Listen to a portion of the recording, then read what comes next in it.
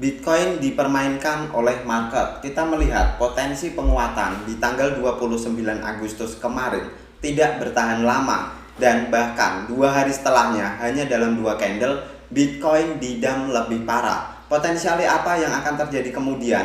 Simak penjelasan Uang Receh sampai akhir. Dan tentunya buat kalian yang belum subscribe channel Uang Receh, mari bersama-sama kita dukung channel Uang Receh dengan klik tombol subscribe-nya. Dan jangan lupa nyalakan ikon loncengnya agar setiap channel Uang Receh itu upload video terbaru, kalian langsung dapat notifikasinya. Tanpa berlama-lama kita mulai masuk ke pembahasan tersebut. Dimulai dari sentimen pertama, kita melihat di tanggal 29 ada 2 data penting yang implikasinya cukup bagus terhadap makroekonomi, yaitu data tentang consumer confidence dan jobs opening, di mana kedua data tersebut menunjukkan data berlawanan dengan inflasi, yang artinya cukup bagus dalam menekan inflasi. Tapi teman-teman, di tanggal 31 kita melihat sesuatu yang berlawanan itu terjadi. Tanggal 31 angka PCE atau core PCE itu melebihi ekspektasi dari investor, di mana angka forecastnya berada di angka 4,2, angka previousnya berada di angka 4,1, sedangkan untuk angka aktualnya berada di angka 4,2. Artinya akan ada peningkatan sebesar 0,1% di core PCE-nya. Sedangkan untuk PCE yang month of month-nya itu berada di angka 3,3%, sedangkan previousnya kita sama-sama tahu di angka 3%. Nah, buat kalian yang belum tahu, PCE adalah salah satu indikator yang Amerika Serikat gunakan untuk mengukur inflasi di negaranya. Dan menurut The Fed atau Jerome Powell, PCE ini masih cukup sticky, inflasi juga masih cukup sticky. Selagi pemerintah Amerika Serikat belum bisa menurunkan angka PCE, bisa dibilang inflasi di Amerika Serikat masih cenderung tinggi. Selain data dari PCE, ada satu data lagi, yaitu Initial Jobless Claim, di mana untuk angka previous berada di sekitaran 232.000, untuk angka forecast berada di 235.000, sedangkan untuk angka aktualnya berada di angka 228.000. Initial Jobless Claim adalah pengangguran di Amerika Serikat sana mendapatkan bantuan subsidi dengan cara mengklaim ke pemerintahan setempat. Dan tentunya kalian harus tahu, semakin sedikit pengangguran yang mengklaim uang pengangguran mereka, ada kemungkinan mereka sudah bekerja. Dan bisa jadi kalau pengangguran di Amerika Serikat semakin sedikit, banyak orang yang bekerja, warga Amerika Serikat akan mampu memenuhi demand-nya, dan bisa kita ukur dari segi demand akan kembali tinggi, sedangkan untuk supply-nya tetap. Dan hal ini tentunya implikasinya buruk terhadap inflasi, dan tentunya inflasi masih cukup tinggi untuk bisa dikontrol oleh The Fed.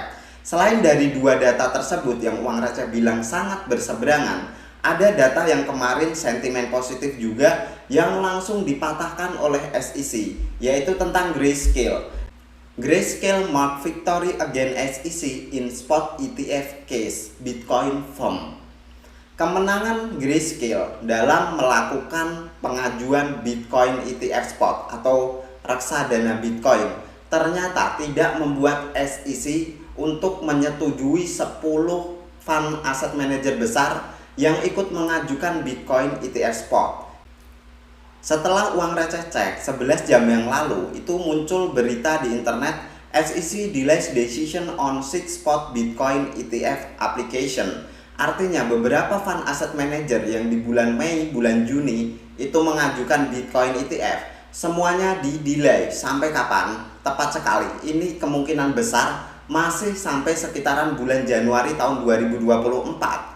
Jadi kasus yang Grayscale hadapi, kemenangan yang Grayscale hadapi terhadap SEC itu ternyata tidak mengubah keputusan SEC untuk mendelay Bitcoin ETF yang diaplikasikan oleh beberapa fund asset manager besar. Dan di sini kita bisa melihat investor kalau kemarin itu optimis Bitcoin ETF spot bisa disetujui oleh SEC, hari ini purna sudah optimis mereka. SEC dengan tegas mengatakan Bitcoin ETF spot mereka belum disetujui. Nah, selain itu, kemarin sempat ada berita positif juga soal Twitter mendapatkan license untuk melakukan penyimpanan, transfer, dan trading Bitcoin dan kripto. Kita melihat ini memang sebuah kemajuan besar untuk kripto menuju adopsi massal. Tapi sekali lagi kita harus melihat secara keseluruhan apa yang diajukan oleh Twitter.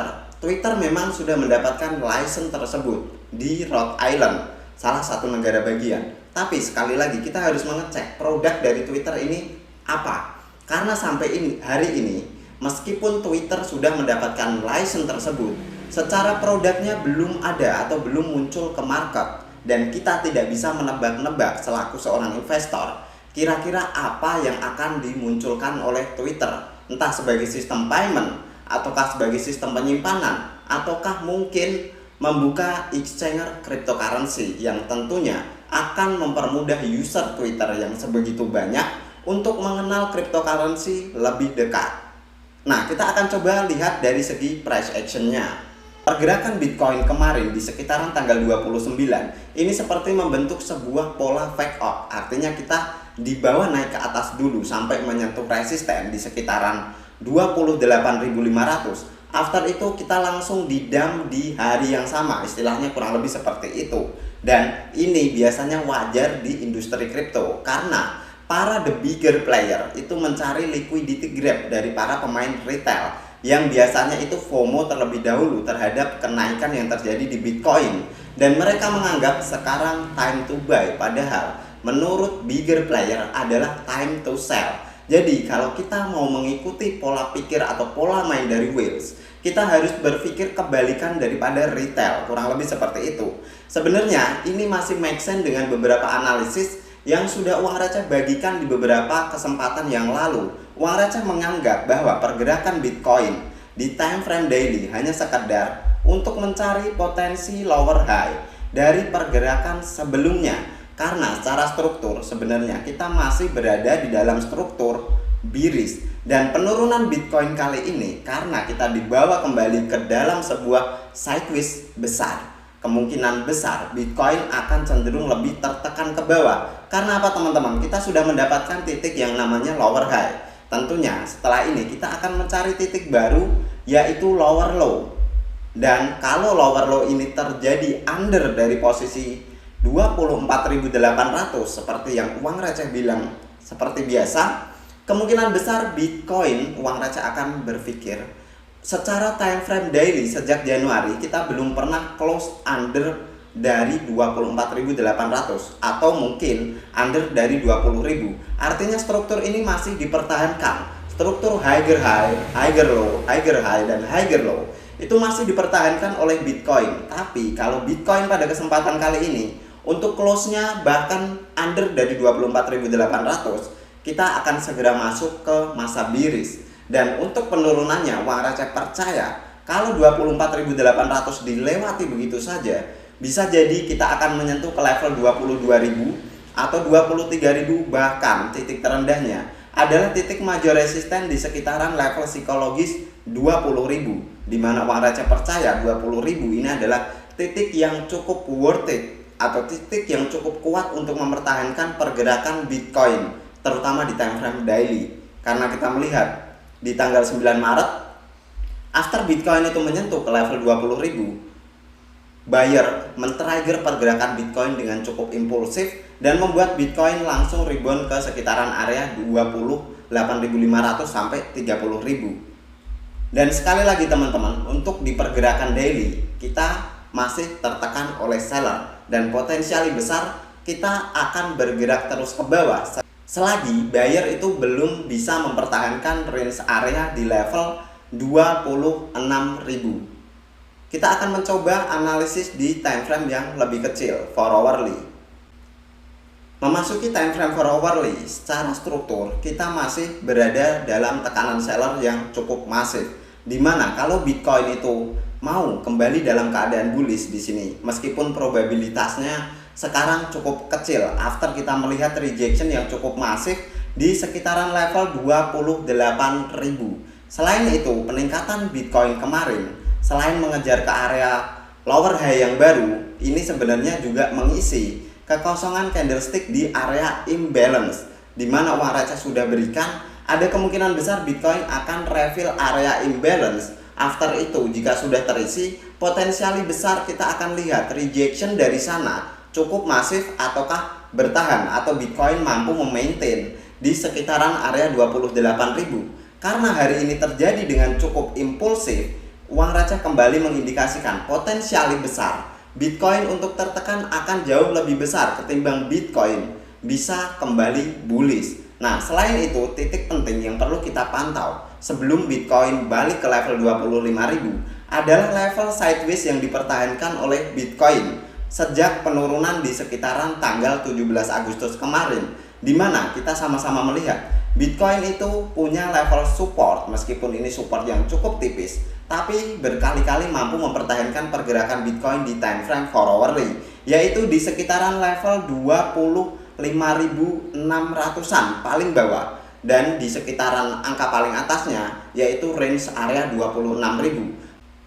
Kalau level ini di break oleh pergerakan Bitcoin di time frame 4 hourly, uang receh mengindikasikan bahwa kemungkinan besar Bitcoin untuk retest ke area 25.000 jauh lebih besar. Tinggal kita lihat teman-teman, support tipis ini di sekitaran area 25.600 sampai 25.900-an mampu nggak untuk mempertahankan pergerakan Bitcoin. Kita akan melihat pergerakannya dengan cara buyer mampu nggak mempertahankan area demand di sekitaran 25.600. Kalau buyer tidak berhasil mempertahankan area demand di sekitaran area sini, ya mostly kita akan melihat Bitcoin sekali lagi untuk retest ke area 25 ribuan. Dan sekali lagi teman-teman, ini bukan sekedar untuk probabilitas besar atau kecil, tapi bagaimana kita melihat progres atau market itu seperti apa, reaksi market itu seperti apa. Kita as a trader atau investor, yang paling penting yang kita butuhkan adalah kita bereaksi secepat mungkin terhadap pergerakan market, baik itu dalam pola bearish ataupun itu pola bullish.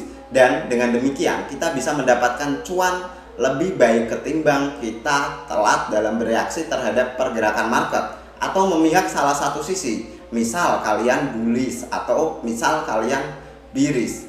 Nah, menurut kalian Bitcoin bakal retest nggak ke level 25.000 atau mungkin under dari 25.000? Silahkan share di kolom komentar. Thank you for watching this video. See you on the next video.